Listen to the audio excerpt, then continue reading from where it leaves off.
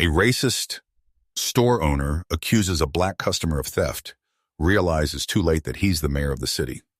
Marcus Johnson stepped into Thompson's general store, the bell above the door jingling softly as he entered. The familiar scent of old wood and cleaning supplies enveloped him, mingling with the faint aroma of fresh bread from the bakery counter at the back. It was a small-town staple, a place where he had come many times throughout his life, both as a child and now as the mayor. Today, however, the store felt different.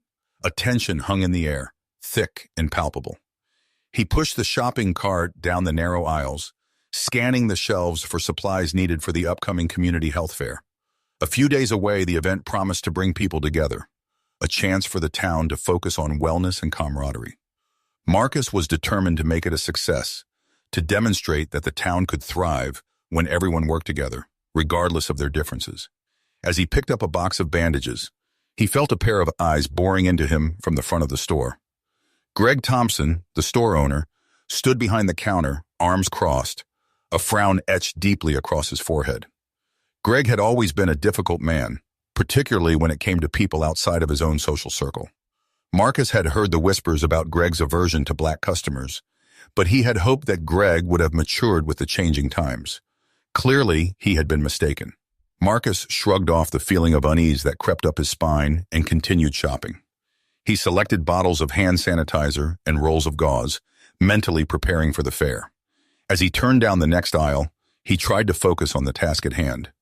The last thing he wanted was to get into a confrontation with someone who clearly had a problem with him. "Hey, you! Stop right there!" Greg's voice boomed across the store, slicing through the chatter of other customers. The words hung in the air, heavy and accusatory. Marcus froze, his heart racing. He turned slowly to face Greg, who had stepped out from behind the counter, his face flushed with indignation. "What did you just say?" Marcus replied, his voice steady despite the surge of adrenaline. He could feel the eyes of other customers boring into him, their whispers and murmurs turning into a cacophony of judgment. "I saw you take something," Greg shouted, pointing an accusatory finger at Marcus as if he were a common criminal. "You think you can just come in here and steal from me?" The air thickened with tension. Marcus felt every eye in the store on him. He glanced at the other customers, noting their varied reactions. Some looked confused, while others seemed to shift uncomfortably, unsure of how to respond. This wasn't just about him anymore. It was about the entire community. "Greg, I'm not stealing anything. I'm here to buy supplies for the community health fair," Marcus said, keeping his tone calm. He could feel the heat rising in his cheeks, anger bubbling just beneath the surface. "You know me. I'm Marcus Johnson, the mayor. You can't seriously think I would steal from you." "Yeah, right. You think just because you wear a suit that you're above everyone else?" Greg retorted, his voice dripping with disdain. "I don't care who you think you are. I saw you slip something into your pocket." Marcus's mind raced. How could Greg possibly think he could get away with making such a baseless accusation? He felt the weight of his position pressing down on him. He was supposed to be a leader, a beacon of hope for the community, but here he was, being publicly humiliated by a man who refused to see beyond his prejudices. "Let's not make a scene," Marcus said, trying to keep his voice level. "I'll show you what I have in my pockets. There's nothing to hide." He reached into his jacket, pulling out the items he had just purchased. A small bottle of vitamins and a pack of disinfectant wipes. He dropped them into the cart for emphasis. Greg narrowed his eyes, clearly unconvinced. "What about that?" He pointed sharply, indicating Marcus's back pocket. "You've got something in there." The accusation felt like a slap in the face. Marcus could feel his heart pounding in his chest. He debated whether to just walk away or to stand his ground. If he walked away, it would feel like conceding to Greg's racism, allowing the man to maintain his power over him in the perception of the community. But a public confrontation could escalate the situation further, drawing attention to the racial dynamics at play. "Greg, this is ridiculous. I'm not stealing anything. You're making a fool of yourself," Marcus said, his voice rising slightly, frustration spilling over. "You've known me for years. I've worked hard for this community." "Hard work doesn't mean you're honest," Greg shot back. "I've seen your kind come and go. You think you can just waltz in here and take what you want?" Marcus clenched his fists, feeling the heat of anger surging through him. The other customers were now watching intently, some whispering among themselves, others crossing their arms defensively. He could see a few familiar faces, people who had supported him during his campaign, and he felt a surge of responsibility to stand up not just for himself, but for everyone who had faced similar discrimination. "Listen," Marcus said, lowering his voice to a more measured tone. "I'm not here to cause trouble. I'm trying to make a difference in this town. You're the one causing trouble by making accusations without any evidence." Greg's face reddened, and for a moment it seemed like he might back down. But then he squared his shoulders, his resolve hardening. "You're just a thief in a suit, Marcus. Nothing more." At that moment, something shifted in the store. A young woman in the back, who had been listening intently, stepped forward. "That's not true, Greg. He's the mayor, and he's helped this town in ways you can't even imagine." A murmur of agreement rippled through the customers, emboldened by her words. Marcus felt a flicker of hope. Perhaps this was the moment when the community would stand together against the prejudice that had festered for too long. "Yeah, Greg, you're out of line," another voice chimed in. "We've all seen what Marcus has done. This isn't right." Greg looked around, his expression shifting from confrontational to defensive as he realized the tide was turning against him. "I don't care what you all think," he barked, desperation creeping into his tone. "I know what I saw." Marcus seized the moment, stepping forward, determination etched on his face. "You're not just accusing me. You're accusing everyone who looks like me. This isn't just about me stealing. This is about the assumptions you make based on the color of my skin. It's about the history that has led us to this very moment." The store fell silent as Marcus's words hung in the air, heavy with truth. He could feel the weight of his community's expectations pressing down on him. This was a pivotal moment, one that could either fracture the town further or begin to heal the wounds of racism that had long been ignored. In that charged atmosphere, Marcus knew he had a decision to make. He could continue to confront Greg, drawing the line in the sand, or he could choose to walk away, letting Greg's prejudices stand unchallenged. But as he stood there, surrounded by the people he had fought to serve, he felt the resolve harden within him. "Enough is enough," Marcus declared, his voice ringing with conviction. "If you want to accuse me of theft, then let's take this outside. But know this, I will not back down, not now, not ever." The murmur of voices in the store shifted again, a mix of surprise and apprehension. Some customers exchanged glances, unsure of how to respond to Marcus's challenge. Greg's face contorted with a mixture of anger and disbelief. "Are you really going to take this outside?" Greg asked, incredulity dripping from his words. "You think I'm afraid of you just because you're the mayor?" "No, Greg, I think you're afraid of the truth," Marcus shot back, stepping closer. He could feel the energy in the room shifting, the tension transforming into something more electric, almost palpable. He could hear the faint whispers of encouragement from the crowd behind him, bolstering his courage. "Let's take this outside," Greg repeated, his bravado faltering slightly as he looked around at the gathering crowd. There was an unmistakable shift now, and for the first time Marcus could see uncertainty in Greg's eyes. The store had come alive with conversation, and Marcus could feel the eyes of the community on him, people who had once looked to him for leadership, now standing in solidarity against the very man who had long been a symbol of resistance to change in their town. With a slight nod, Marcus turned and made his way toward the entrance, the sound of his footsteps echoing in the sudden silence that had consumed the store. He pushed the door open, the bell jingling in stark contrast to the tension he had left behind. Outside, he paused, taking a deep breath to steady himself. The sun hung high in the sky, illuminating the street in a warm glow. Greg followed him out, his face twisted in anger, but Marcus could see the fear lurking beneath the surface. The small crowd that had gathered inside the store now trailed behind them, forming a circle, eager to witness the confrontation unfold. "Why don't you admit it?" Marcus challenged, raising his voice just enough to carry over the murmurs of the crowd. "This isn't about theft. This is about your inability to see me as anything other than a stereotype. You see a black man in your store, and all you can think is that he must be up to no good." Greg's face flushed, and he waved a hand dismissively. "You're twisting my words. What do you expect? You're always trying to play the victim." "Victim? No, Greg, I'm not a victim. I'm a leader, and I'm here to serve my community. You're the one who's perpetuating a cycle of hate and distrust." Marcus felt the weight of the crowd's gaze. Their presence invigorated him, and he pressed on. "You've been in this town long enough to know better. Why can't you rise above your prejudices? Greg opened his mouth to retort, but the words seemed to catch in his throat. The crowd was growing restless, and Marcus could sense the shift in their loyalties. He took a step closer to Greg, lowering his voice slightly, but his intensity was unwavering. What you're doing here doesn't just affect me, it affects everyone in this community. It's time for you to acknowledge your biases and the damage they cause. Suddenly, a woman stepped forward from the crowd. It was Marissa, a longtime resident and a staunch supporter of Marcus. Greg, you've built your business on our backs. You can't keep treating people this way. We're not going to stand by and let you demean Marcus or anyone else in our town. The crowd erupted in agreements and nods, a wave of solidarity washing over them. Marcus felt a swell of pride. This was what he had envisioned when he planned the health fair. Community, unity, and healing.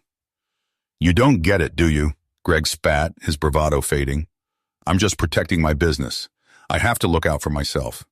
By accusing innocent people of theft? That's not protection, that's fear, Marcus countered, his voice rising with passion. You're afraid of change, afraid of what it means when we start to see each other as equals. The only thing that's going to hurt your business is your inability to adapt. The tension in the air crackled, and Marcus could see Greg's resolve waver.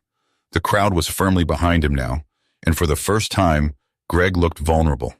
The truth hung heavy between them, a stark reminder of the biases that had festered in their town for far too long. As the moment stretched, Marcus realized this was not just about them. It was about everyone who had ever been marginalized, every person who had faced discrimination in silence. This was about breaking that silence and demanding recognition, respect, and change. Why don't we do this? Marcus proposed, his voice steady. Let's have a community meeting. You can air your grievances, and I can share what I'm doing to support everyone in this town. But we do it together, openly, without accusations or assumptions. Greg hesitated, his eyes darting around at the crowd, which was now fully engaged, awaiting his response. Marcus could see the gears turning in Greg's mind, a man caught between his ingrained beliefs and the growing realization that his actions had consequences. In a meeting? Greg scoffed, but there was less conviction in his voice. You think I'd let you turn this into a public spectacle? Not a spectacle, an opportunity, Marcus replied, unwavering. An opportunity for all of us to grow and learn from each other. If you truly care about this town, you'll give it a chance. Otherwise, you'll be left behind as we move forward. For a moment, the air was thick with uncertainty, and Marcus held his breath, waiting for Greg's response. The silence was deafening, punctuated only by the distant sounds of the town, the laughter of children playing nearby, the hum of a lawnmower, the rustle of leaves in the breeze. Finally, Greg's shoulders slumped, and he let out a reluctant sigh. Fine, a meeting, but don't expect me to just roll over. Marcus nodded, relief washing over him. I wouldn't expect anything less, but I do expect you to come with an open mind. As the crowd began to disperse, murmurs of agreement rippled through them. Marcus felt a weight lift from his shoulders. This wasn't just a small victory, it was a step toward healing the fractures that had long plagued his community. Marcus, Marissa called, her voice bright with enthusiasm as she stepped forward. You handled that really well. I can't believe you stood up to him like that. Thank you, Marissa, Marcus replied, a genuine smile breaking through his earlier tension. It's about time we start having these conversations openly. No more hiding. As he walked back into the store, the atmosphere had shifted dramatically. The lingering doubts and accusations had given way to a sense of unity. The customers who had once stood silent were now engaged in conversations, sharing their thoughts and experiences. But as Marcus gathered his supplies and prepared to check out, he couldn't shake the feeling that this confrontation was just the beginning. There would be more challenges ahead, more battles to fight, more prejudices to confront. Yet for now, he felt a glimmer of hope. Change was possible. The community had shown that they could come together, that they could rise above their biases and support one another. And as he walked out of Thompson's general store, he knew that he would continue to fight for that change, no matter how daunting the task might seem. The sun dipped lower in the sky, casting long shadows across the town as Marcus Johnson left Thompson's general store.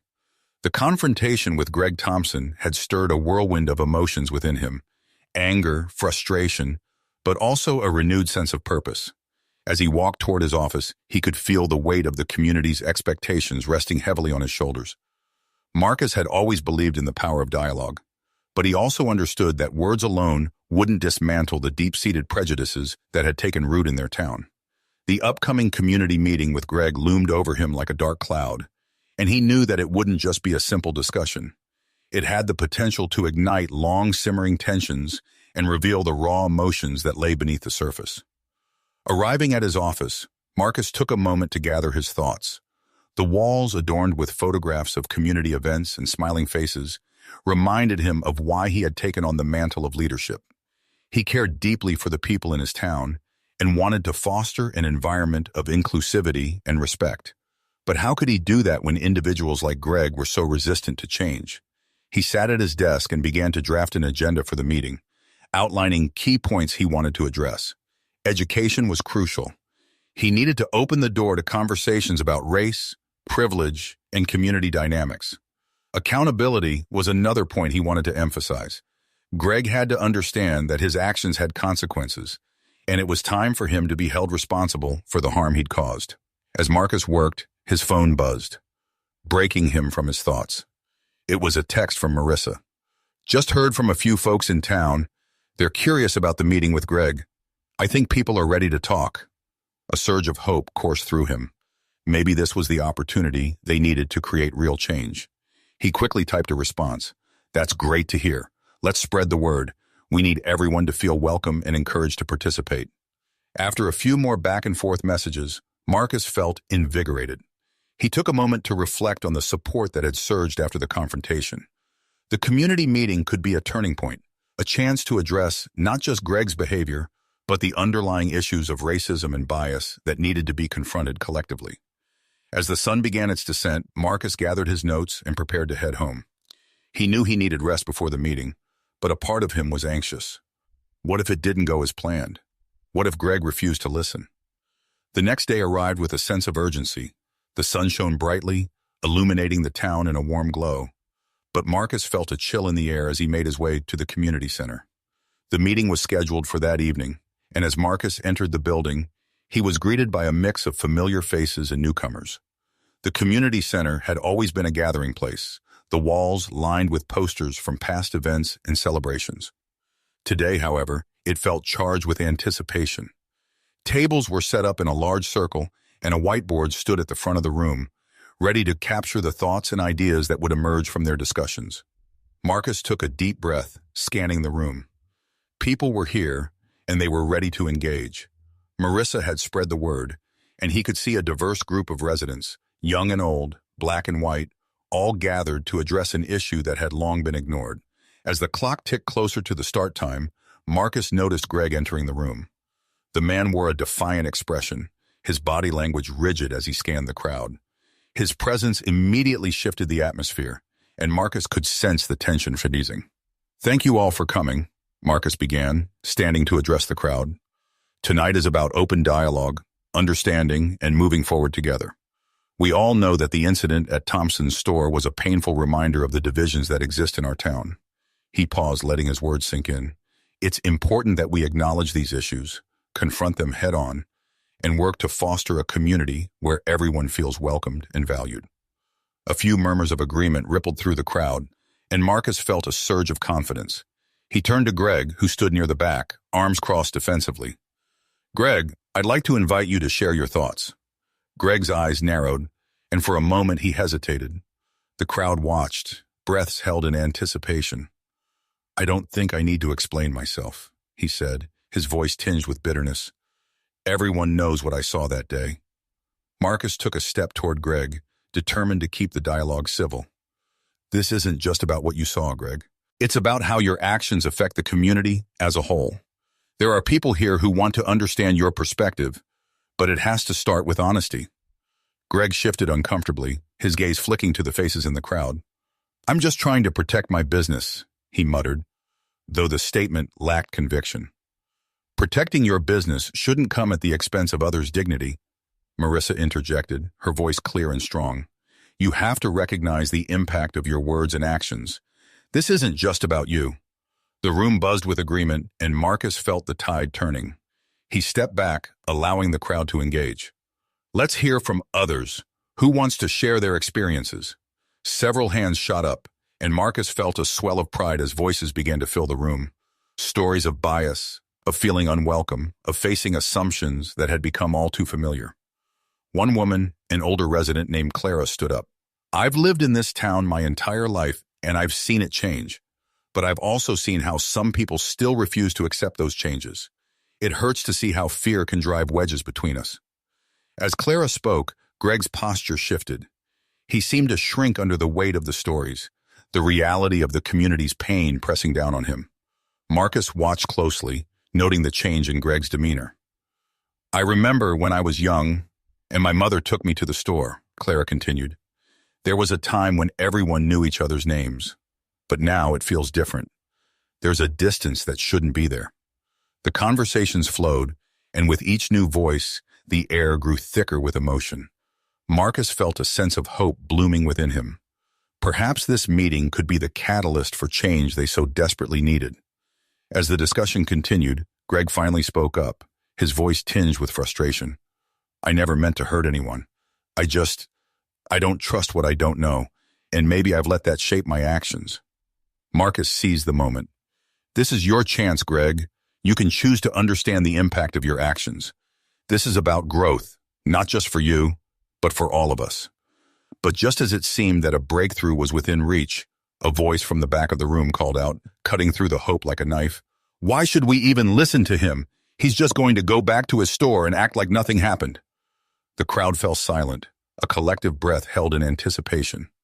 The accusation hung in the air, and Marcus felt the tension tighten again. It was a reminder of how fragile the moment was, how quickly unity could unravel. The room remained silent, the weight of the accusation settling heavily over the gathered community. Marcus felt the tension in the air, the palpable uncertainty threatening to undo the progress they had made. He quickly glanced at Greg, who appeared flustered, not quite sure how to respond to the challenge. Why do you think we should believe you, Greg? A man near the front spoke up, his voice steady but tinged with skepticism. This isn't the first time you've accused someone of stealing without cause. How do we know this time will be different? Greg's expression hardened. I'm not a racist. I just see things differently. I'm trying to run a business, and sometimes that means being cautious, he shot back, defensiveness creeping into his tone. Cautious or prejudiced? Marcus interjected, his voice calm but firm. There's a fine line between protecting your business and perpetuating stereotypes that hurt our community. We're here to have an honest conversation, Greg. If you want to be part of the solution, you need to listen. Listen to what? Greg scoffed, his bravado faltering as he faced the crowd. To a bunch of complaints? To accusations against me? I'm just one man trying to get by. Marcus took a deep breath, trying to keep the conversation from spiraling out of control. This isn't about placing blame on you alone, Greg. It's about recognizing the collective responsibility we all have to create a community where everyone feels safe and valued. Then, as if on cue, Marissa stood up again, her voice passionate and unwavering. We're not here to attack you, Greg. We want to understand. We want to bridge the divide. But it won't happen if you keep putting up walls. The crowd began to murmur in agreement, and Marcus felt a surge of hope. There was a desire for change, a willingness to engage in difficult conversations. But Greg seemed to be retreating further into his defensive shell. Maybe I've made mistakes, Greg admitted begrudgingly, his tone softer but still edged with tension. But I've been running this store for years.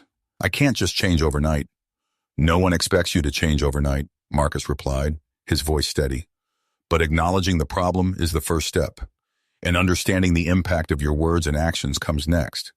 We're all learning here. Greg shifted uncomfortably, glancing at the faces in the room. The stories shared began to weigh on him.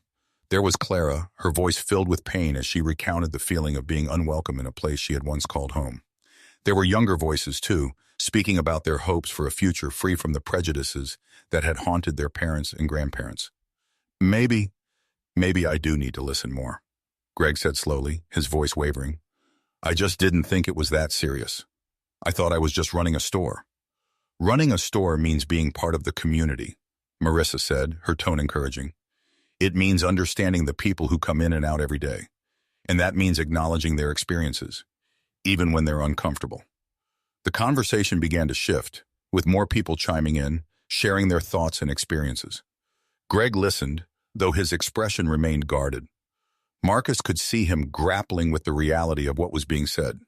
As the discussion flowed, Marcus took the opportunity to guide the conversation towards solutions. What can we do as a community to foster understanding and create a welcoming environment for everyone? He asked, his tone inviting. A young woman raised her hand, her voice steady. We could organize community events that celebrate diversity, things like cultural festivals or educational workshops. We need to create spaces where people can learn from one another. Yes, another voice chimed in. We could have open forums where people can share their stories, like what we're doing now. It's about breaking down those walls. Marcus nodded, encouragement lighting up his expression. These are fantastic ideas. It's about building bridges, not walls. If we can come together and commit to understanding each other, we can create real change. The room buzzed with energy, ideas sparking back and forth as the community engaged in the dialogue that had long been overdue. Even Greg was slowly softening, nodding along as others shared their visions for a more inclusive community. I'm willing to try, Greg finally said, his voice quieter but filled with a hint of sincerity. I'll join in on these events. I'll listen. I want to understand. Marcus felt a wave of relief wash over him. That's all we ask, Greg. We're not here to vilify you. We're here to support one another in growth and understanding. Together, we can create a town where everyone feels valued. As the meeting continued, Marcus watched the transformation taking place within Greg. The man who had stood defiantly just hours before was beginning to let his guard down, engaging with members of the community who had once felt marginalized. But as the gathering neared its conclusion, a woman in the back raised her hand, her expression serious. What happens if this doesn't change anything? What if Greg goes back to his old ways after tonight? The room fell silent, the question hanging heavy in the air. It was a legitimate concern, and Marcus felt the weight of it pressing down on him. Change takes time, Marcus replied, his voice firm. It's not just about one conversation or one meeting. It's a commitment we all have to make to one another. Greg, you need to commit to listening and learning, and we need to hold each other accountable. Greg nodded, the realization dawning on him. I understand. This is just the beginning, isn't it? Yes, Marcus affirmed. It's a journey we'll take together, and it will require effort from all of us. But I believe we can do it. The meeting concluded with a sense of hope and determination. People filed out of the community center, energized by the discussions and the possibility of change. As Marcus shook hands with attendees, he felt a renewed sense of purpose. But as he turned to leave, he caught sight of Greg lingering near the door, looking contemplative. Marcus approached him, sensing a shift in the atmosphere between them. Thank you for being willing to listen, Greg, Marcus said, his tone genuine. It means a lot to the community. Greg looked up, his expression softer than it had been earlier. I don't want to be the guy everyone thinks I am. I want to change. I just need to learn how. Marcus smiled, feeling a flicker of optimism. You're already on the right path. Just remember, it's about taking those steps together. As they exited the community center, Marcus felt the weight of the past begin to lift. The road ahead would be challenging, but with the community standing together, he believed they could forge a new future, one built on understanding, respect, and unity. The day of the community meeting had arrived, and the air in Thompson's general store felt electric with anticipation. Marcus Johnson stood at the front of the room, the sunlight filtering through the dusty windows, casting a warm glow over the gathered crowd.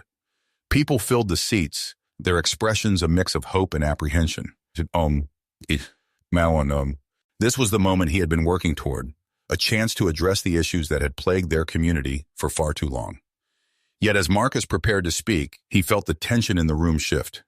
Greg Thompson stood near the back, arms crossed tightly over his chest, a scowl etched deeply on his face. The defiance radiating from him was palpable, and Marcus could sense that the air had thickened with unspoken animosity. Thank you all for coming, Marcus began, his voice steady. Today, we're here to have an honest conversation about the incidents that have occurred in our town, specifically the accusations made against me in this very store. It's time we address these issues together. Greg shifted uncomfortably, but he didn't speak. Instead, he narrowed his eyes, as if waiting for the perfect moment to pounce. We all know that biases exist in our community, Marcus continued, trying to maintain a calm demeanor. But it's essential that we acknowledge how these biases affect us all. I know I'm not the only one who has faced prejudice in this town. As he spoke, several hands shot up among the crowd. I have something to say, a woman called out, standing up. Her voice trembled with emotion. I've been coming to this store for years, and I can't count how many times I've felt unwelcome just because of the color of my skin. Marcus nodded, encouraging her to continue. Please, share your experience. The woman took a deep breath, her eyes scanning the room. I remember a time when my son and I were shopping here. He was just 10 years old, and he accidentally knocked over a display. Greg came out from behind the counter, yelling at us like we were criminals. I felt humiliated, like I had to apologize for being there. The crowd murmured in agreement, voices rising as others began to share their stories. Marcus felt a surge of solidarity among the attendees, but he also noticed Greg's expression darkening. Is this really necessary? Greg finally interjected, his voice rising defensively. You're all just trying to make me look bad. I'm just running a business. Running a business doesn't give you the right to treat people poorly, another voice chimed in. We're here because we want to create a better community, Greg. We want to feel safe coming into your store. Marcus stepped forward, his heart pounding. This isn't about vilifying you, Greg. This is about acknowledging the reality of what people experience when they walk into your store. We need to have an open dialogue. But Greg was growing more aggressive, his arms now flailing as he spoke. You think you can just come in here and tell me how to run my business? I've been doing this for years. I know my customers. Do you really? Marcus challenged, his voice firm. Because your actions suggest otherwise. Your customers are speaking out about their experiences, and you need to listen. The crowd erupted in a chorus of agreement, voices growing louder, fueled by the shared frustration of years of feeling marginalized. Greg's face flushed with anger, and Marcus could see the tension coiling in his body, ready to snap. Stop trying to paint me as the villain, Greg shouted, his voice echoing through the room. I'm not the one who's causing the problems here. You people are just looking for someone to blame. Greg, that's not true, Marcus replied, trying to keep his tone measured. This isn't about blame. It's about accountability. We all have a role to play in fostering a more inclusive community. But Greg was losing control. You think you can come in here and demand change? You think just because you're the mayor, you can dictate how I run my store? I won't stand for it. Marcus could feel the room shifting again, the air thick with tension. This isn't just about you or me, Greg, he said, struggling to maintain his composure. This is about everyone in this community. If you refuse to listen, you're only going to create more division. Division? Greg scoffed, his posture aggressive. You're the one who's trying to divide us. You're making this personal. The crowd began to murmur again, voices rising as more people shared their experiences. It was a collective outpouring of emotion, years of pent-up frustration finally spilling over. Marcus could feel the momentum building, but he also sensed Greg's anger escalating. Enough, Greg shouted, his voice cutting through the chaos. I'm tired of this. You're all just trying to make me look bad, and I won't let you. The room fell silent for a moment, the tension palpable. Marcus took a deep breath, feeling the weight of the moment pressing down on him. This was a pivotal point, and he needed to ensure it didn't spiral out of control. Greg, this isn't an attack on you personally. This is about the experiences of people in our community, Marcus said, his voice calm but firm. It's about creating a space where everyone feels safe and valued. But Greg seemed unyielding, his eyes flashing with anger. I don't care what you say. You think you can come in here and dictate how I run my business? I'm not going to let you bully me. Bullying? Marcus repeated incredulously. This isn't bullying, Greg. This is a conversation about real issues that affect people's lives. You're refusing to see how your actions have consequences. As the crowd began to respond, Greg's defensiveness morphed into aggression. You're all just a bunch of whiners, he spat, his voice rising again. None of you know what it's like to run a business. You just want to blame someone else for your problems. Marcus felt the room shift again, anger rippling through the audience. He could see disbelief written on their faces. They were witnessing Greg's true character being laid bare. He had thought they could reach an understanding, but now it was clear that Greg was unwilling to engage in meaningful dialogue. "Greg, this isn't just about you," Marcus pressed, his heart racing. "This is about all of us. We're trying to create a community where everyone can thrive. You have the power to be part of that change, but you have to put in the effort." Greg's face twisted in anger. "I don't need this. I don't need you or anyone else telling me how to run my store. If you don't like it, then don't come in." A murmur of disbelief spread through the crowd, and Marcus felt a wave of frustration wash over him. This was it, the moment where everything could either fall apart or come together. "Greg, you're not just losing business. You're losing the trust of your community," Marcus said, his voice steady. "This is your chance to change that. But if you continue to act like this, you're only going to push people away." Greg's expression hardened, and Marcus could feel the tension in the air reach a boiling point. "I'll run my business how I see fit. You can't force me to change." The crowd erupted in anger at Greg's refusal to listen, voices rising in a cacophony of frustration. People began to stand up, shouting in support of Marcus, demanding accountability from Greg. The room felt like it was on the brink of chaos, and Marcus struggled to maintain control. "Enough!" Marcus shouted, raising his hands to quiet the crowd. "This isn't helping. We need to focus on solutions, not accusations. Greg, if you want to be part of this community, you have to start listening. You can't dismiss the experiences of those who come into your store." But Greg was beyond reason. "I don't need to do anything. You're all just trying to run me out of business." His voice cracked with indignation, the vulnerability beneath his anger surfacing for the first time. The crowd began to shout again, their voices blending into a chaotic chorus of frustration and hurt. Marcus felt the tide turning against Greg, and he knew that this confrontation had become more than just a personal battle. It was a community reckoning. In that moment, as tensions reached their peak, Marcus understood that this was the fallout he had feared but also anticipated. Greg was revealing his true self, and the community was finally seeing it for what it was. "Listen to yourselves," Marcus urged, desperation creeping into his voice as he tried to refocus the energy in the room. "This is the moment where we can choose to come together or let anger tear us apart. We need to show Greg that we can be better, that we can listen and learn from one another." But Greg was lost in his anger, and the room was teetering on the brink of chaos. "I'm done," he shouted, turning to leave. "I don't have to take this from any of you." As he stormed out, the crowd erupted with a mixture of disbelief and anger, and Marcus felt a pang of disappointment. This was not how he had wanted the meeting to end. "Let's not give up," Marcus called out, trying to rally the crowd. "This is just one man's perspective. We are a community, and we will rise above this." Murmurs of discontent rippled through the crowd as they began to process what had just happened. Marcus could see the disappointment etched on the faces of his supporters, the people who had come expecting a breakthrough, a chance for healing. "Marcus, what do we do now?" Marissa asked, her voice tinged with concern. She stood near the front, her brow furrowed as she looked at him. "He just walked out. How can we move forward?" Marcus took a deep breath, steadying himself. "We keep moving forward," he said, his voice firm. "We can't let one person's refusal to engage derail our efforts. We have to continue this conversation and make sure our voices are heard."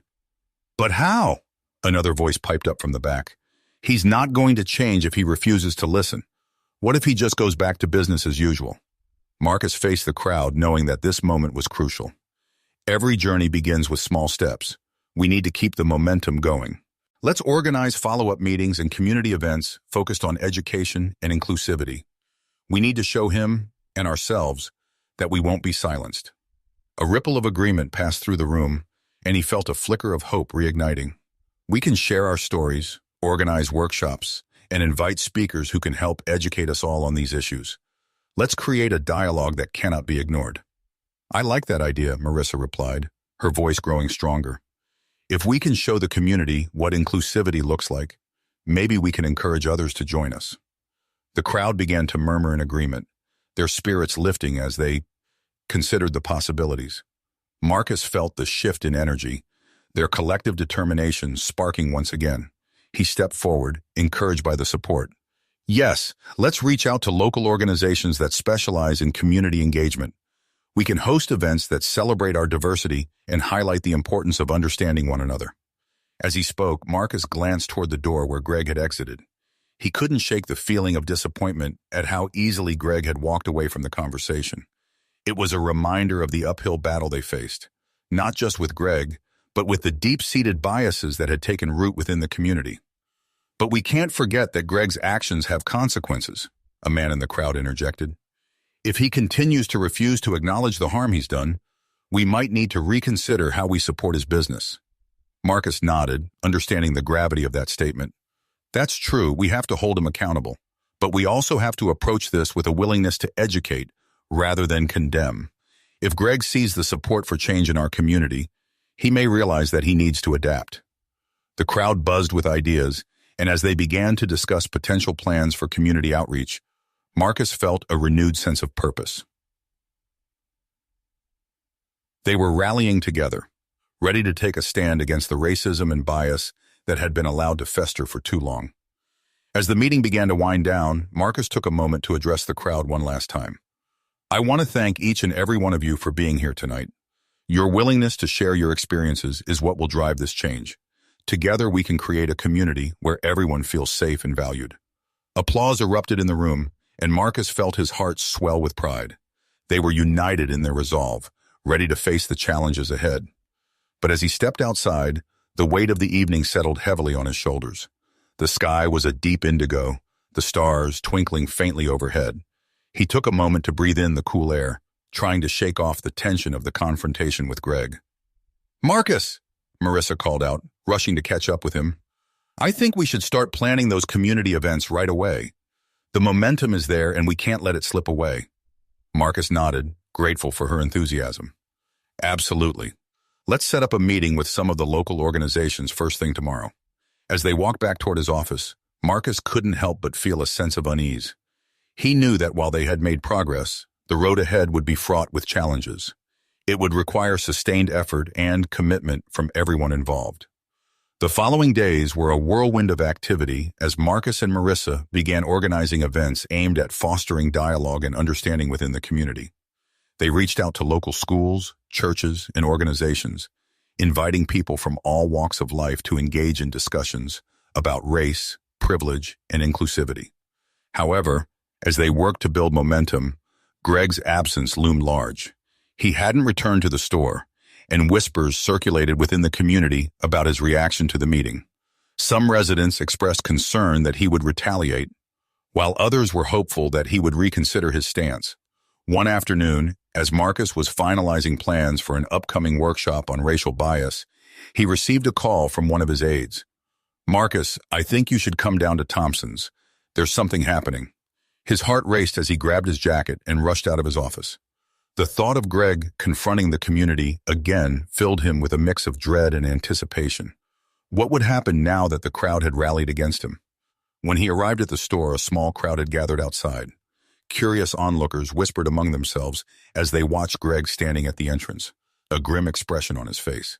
He was flanked by a couple of his loyal customers, who appeared to be attempting to shield him from the crowd.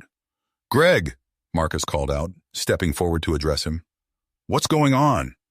Greg glared at him, his eyes simmering with resentment. "I'm here to clear the air. I'm tired of being painted as the bad guy. I'm not a racist, and I won't stand for this." The crowd murmured, some stepping closer to hear him better. Marcus felt a knot tighten in his stomach. This was the moment he had been dreading. "Greg, this isn't about labeling you as a bad guy," Marcus replied, trying to maintain his composure. "It's about addressing the impact of your actions on the community. You have to recognize that what you said in the meeting hurt people." "I don't care," Greg shouted, his voice rising. "You're all trying to take my business away from me. You think I'm just going to stand here and let you bully me? I won't." "Bullying?" Marcus echoed incredulously. "This isn't about bullying anyone. We're trying to have a conversation and you're refusing to engage." "Engage?" Greg spat. "You want me to engage with people who want to run me out of town? I won't do it. I'm done with this nonsense." The crowd began to react, voices rising in anger and frustration. Marcus could see the tension escalating, and he knew that if he didn't intervene, things could spiral out of control. "Everyone, please," Marcus called out, raising his hands to quiet the crowd. "This isn't helping. We need to approach this with understanding, not anger. But Greg was relentless, his frustration boiling over. You think you can just come in here and dictate how I run my store, how I live my life? You all think you're better than me? As the crowd began to shout, Marcus felt a sense of urgency. Greg was losing control, and it was clear that his true character was being revealed for all to see. The man who had once been a respected store owner was now showing himself as someone unwilling to listen or learn. Greg, this isn't about being better than you, Marcus shouted, fighting to be heard above the chaos. This is about creating a community where everyone can thrive. If you truly care about this town, you have to start listening. But Greg was trapped in his anger, and the crowd was no longer on his side. They began to shout their frustrations, demanding accountability from him. Enough, Greg shouted, throwing his hands up in defeat. I'm done. I don't need this. You can all go to hell. With that, he turned and stormed back into the store, slamming the door behind him. The crowd fell silent, shock rippling through them. Marcus could feel the weight of the moment pressing down on him. Let's take a moment, Marcus said, trying to regain control. We need to process what just happened. This confrontation, this is what we've been talking about. It's raw, it's real, and it's uncomfortable. The crowd began to murmur again, reflecting on the outburst they had just witnessed. Marcus felt a mixture of relief and concern. They had seen Greg's true colors, but what would be the fallout? Would this push them toward greater unity, or would it further entrench the division? We need to come together, Marcus urged the crowd. This is a pivotal moment, and we can't let anger dictate our actions. We have to focus on moving forward, on finding common ground, even when it feels impossible. As the crowd began to disperse, Marcus felt a sense of determination rising within him. They had faced a significant challenge, but the fight for equality and understanding was far from over.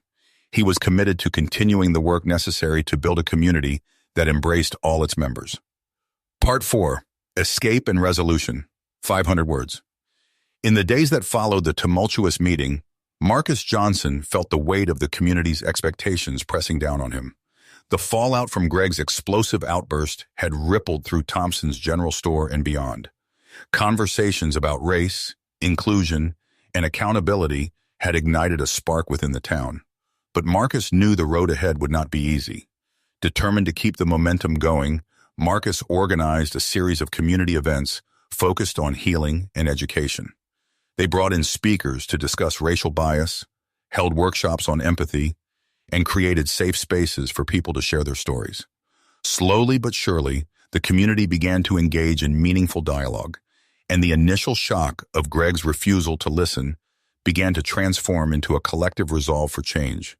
As the weeks passed, Greg remained absent from his store, withdrawn and silent. But as the community rallied around the idea of unity, he began to feel the pressure of his absence.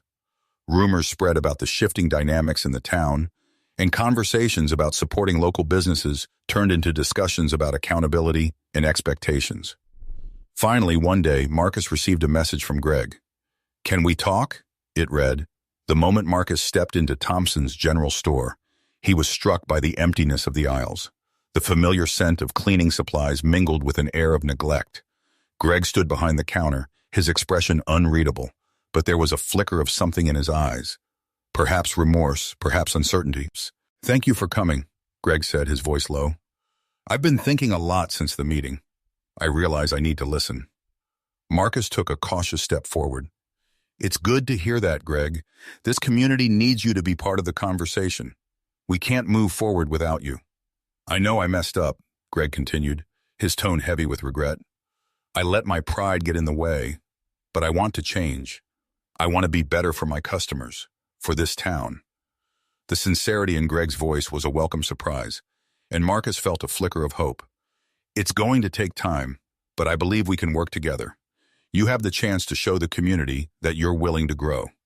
As they began to discuss plans for re-engaging with the community, Marcus noticed a shift in Greg.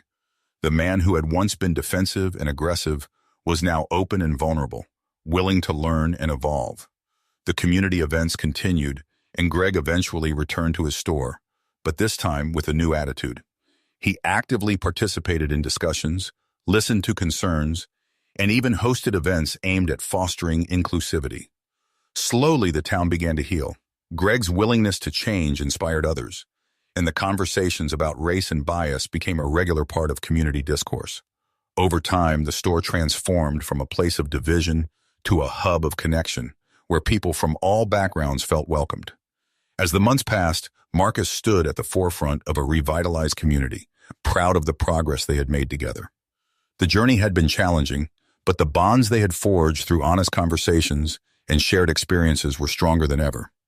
You've made it to the end. If you enjoyed this story, I am confident that you'll love the next one appearing on the screen now. Don't forget to subscribe to the channel, and please give this video a like. I'll see you in the next one.